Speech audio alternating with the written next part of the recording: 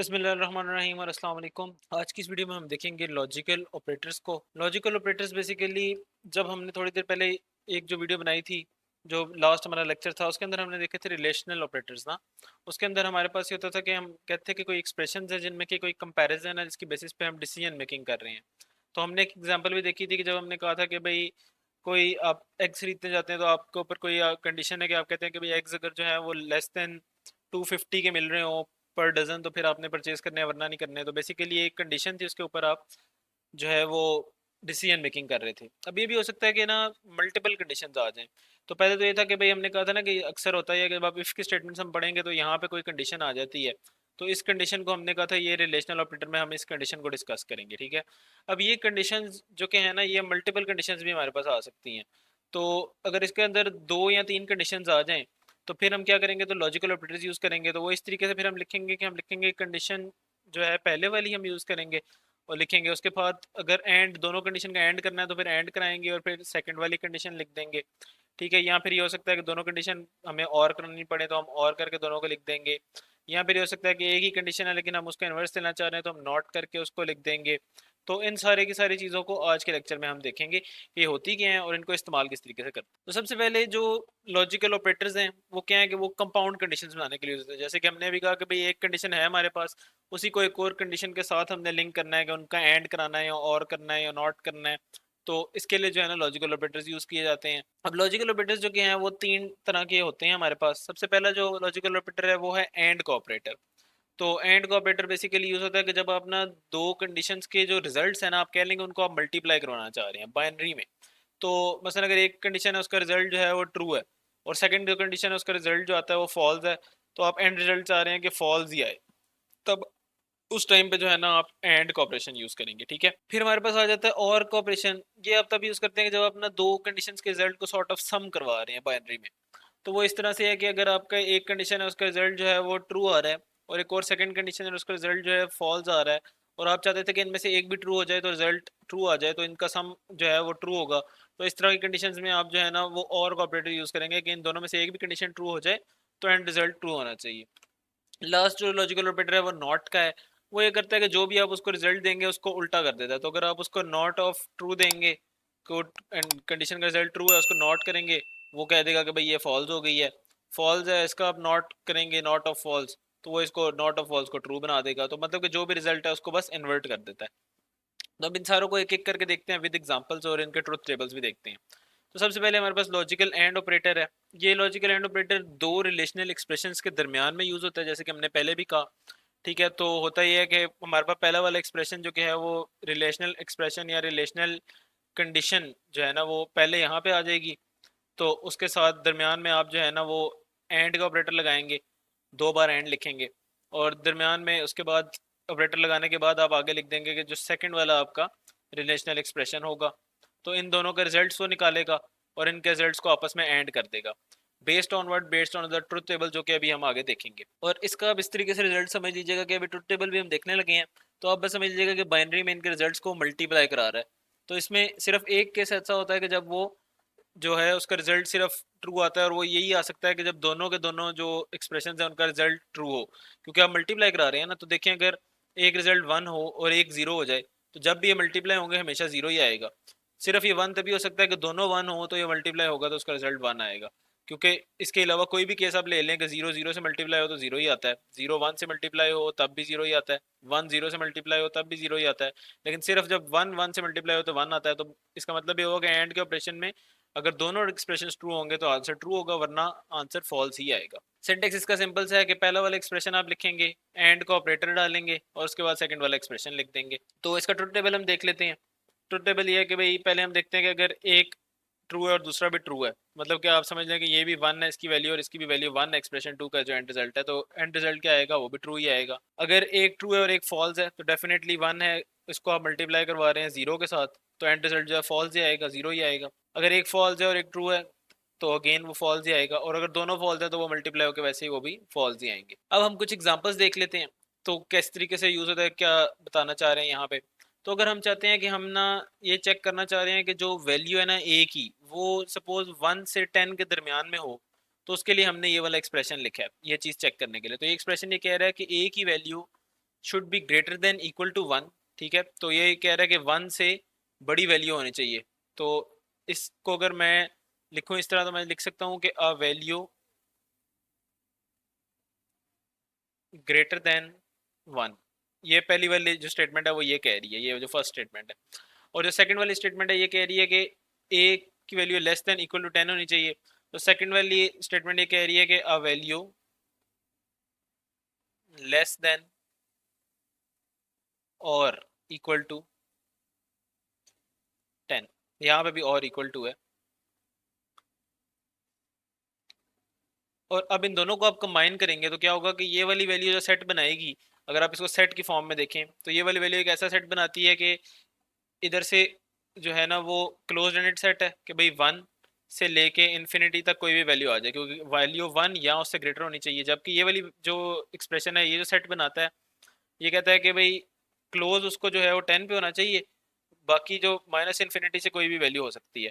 अब इन दोनों का ये जब आप एंड कर रहे हैं ना, तो सॉर्ट ऑफ इंटरसेक्शन ले रहे हैं इनका, इन दोनों में जो कॉमन एरिया है वो ये है कि ये 1 से इन्फिनिटी या माइनस इन्फिनिटी से 10, इसके दरमियान में जो कॉमन एरिया वो बन जाएगा 1 से लेके 10 तक का एक सेट, ठीक है। 1 से लेके 10 तक जितनी भी वैल्यूज है वो इसमें आ जाएंगी। तो बेसिकली ये पहला वाला एक्सप्रेशन कह रहा है कि ए से बड़ी वैल्यू होनी चाहिए, दूसरा कह रहा था कि ए की वैल्यू 1 से 1 या 1 से बड़ी होनी चाहिए, और दूसरा एक्सप्रेशन ये कह रहा था कि ए की वैल्यू 10 या 10 से छोटी होनी चाहिए।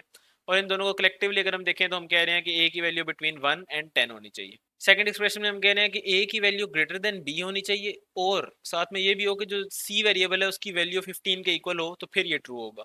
तो सपोज अगर ए की वैल्यू हमारे पास होती 30 और बी की वैल्यू हमारे पास होती 10, ठीक है, तो ए ग्रेटर देन बी इस तरह आ जाता, और सी की वैल्यू हमारे पास होती 15, तो ये इस तरीके से आ जाता है। तो अब ये एक्सप्रेशन ट्रू होता कि ए की वैल्यू ग्रेटर देन बी है, हाँ जी पहली चीज ट्रू हो गई, और सी की वैल्यू इक्वल टू 15 है, तो 15 इक्वल टू 15 हो गया, हाँ जी ये भी ट्रू हो गया, तो फिर इसका एंड रिजल्ट जो है ट्रू आ जाता।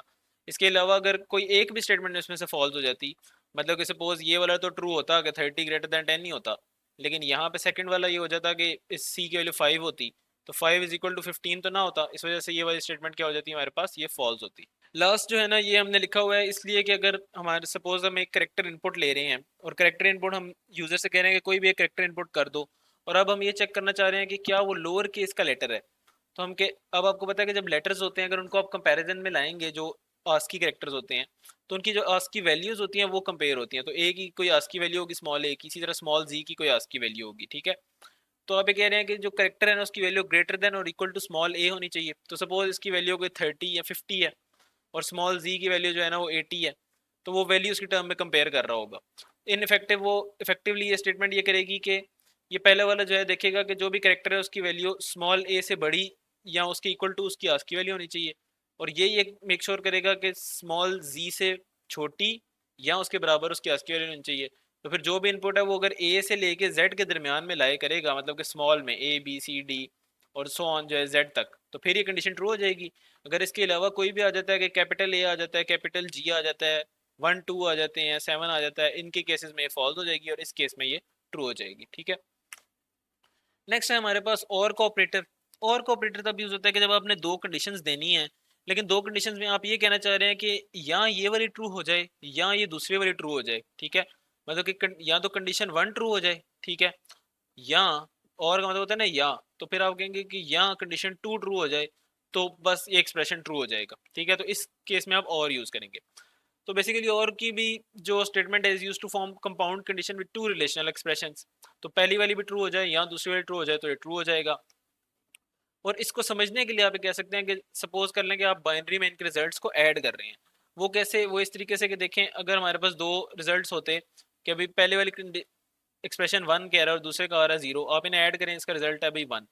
पहला 0 कह रहा है, दूसरा कह रहा है 1, आप ऐड करेंगे रिजल्ट है 1। अब पहला जो है वो 1 कह रहा है, दूसरा भी 1 कह रहा है, आप ऐड करेंगे तो 1, और पहला 0 कह रहा है और दूसरा 0 कह रहा है, फिर ये 0 होगा।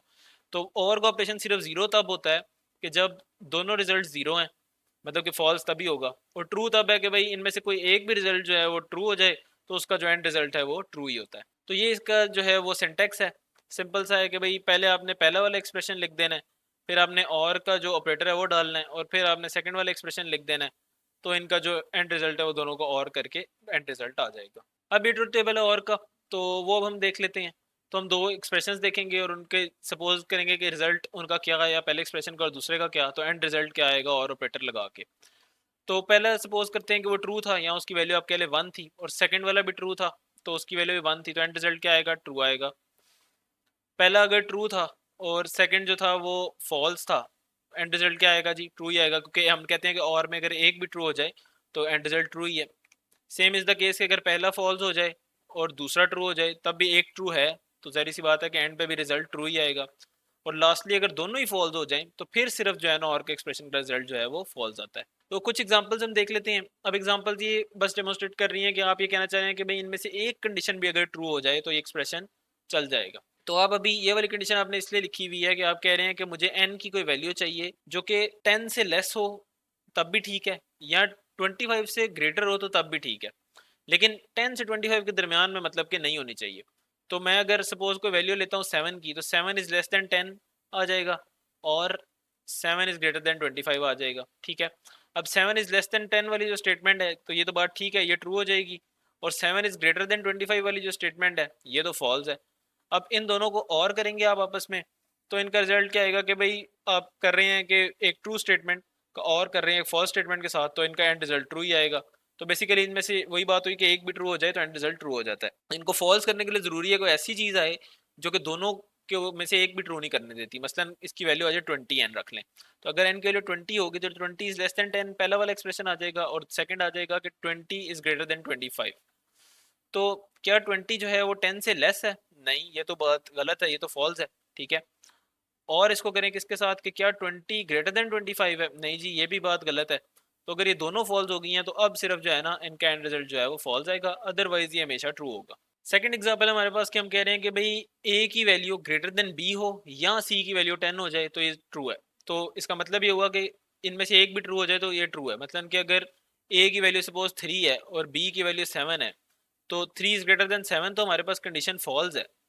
लेकिन ऑन दी अदर हैंड ये वाली कंडीशन सिर्फ ट्रू हो अगर कि यहाँ पे हमारे पास आ जाए कि सी की वैल्यू 10 है, तो सी की वैल्यू सपोज 10 ही हो, तो 10 इज इक्वल टू 10 वाली कंडीशन ट्रू हो जाएगी। तो इनका जो एंड रिजल्ट है वो ट्रू हो जाएगा, और ये स्टेटमेंट रन करेगी कि जो ये वाली स्टेटमेंट है रन करेगी अगर ए पहली वाली फॉल्स भी हो गया और दूसरा वाला ट्रू हो गया, तो इसकी बेसिस पे इसका जो एंड रिजल्ट होगा पूरी स्टेटमेंट का वो ट्रू होगा। लास्ट हमारे पास ऑपरेटर है नॉट का ऑपरेटर। नॉट का ऑपरेटर करता ये है कि जो भी आपने इनपुट दिया है उसका जो भी एंड रिजल्ट आया है उस एक्सप्रेशन का उसको उल्टा कर देगा। अगर रिजल्ट ट्रू आ रहा है उसको फॉल्स कर देगा, अगर फॉल्स आ रहा है उसको ट्रू कर देगा। और ये सिंगल एक्सप्रेशन के साथ यूज होता है, इसके लिए मल्टीपल एक्सप्रेशन के वाला केस नहीं है। जिस तरह एंड में और में हमने देखा था कि वो दो एक्सप्रेशन के साथ हमेशा यूज होते हैं, बल्कि दो एक्सप्रेशन की कंपाउंड एक्सप्रेशन बनाने के लिए वो यूज होते हैं। तो करता ये क्या है, जैसे कि मैंने पहले कहा कि ये आपका जो भी रिजल्ट है उसको इन्वर्ट कर देता है या रिवर्स कर देता है उस रिजल्ट को।